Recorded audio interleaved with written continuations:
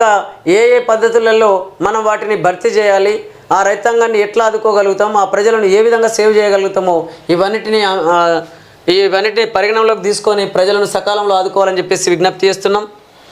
భారీ గండితో ఆనవాళ్లు కోల్పోయిన పెద్దవాగు ప్రాజెక్టు కుడికాల్వ గొల్లుమన్న పల్లెలు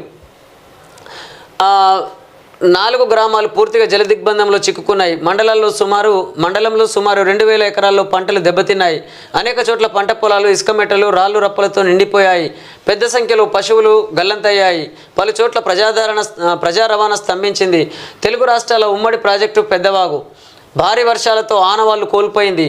ఈ పెద్దవాగు వల్ల చాలా గ్రామాలు నీట మునిగినటువంటి పరిస్థితి, చాలా పశువులు కొట్టుకుపోయినటువంటి పరిస్థితి, అనేక అంటే పంట నష్టం జరిగినటువంటి పరిస్థితి. వీటన్నిటికీ కారణాలను నిగ్గు తేల్చాల్సిన అవసరం ఉన్నది. ఇవాళ వరదలు ఉధృతంగా ప్రవహిస్తున్న సందర్భంగా వాటిని బ్యాలెన్స్ చేయడం కోసం మనం అక్కడక్కడ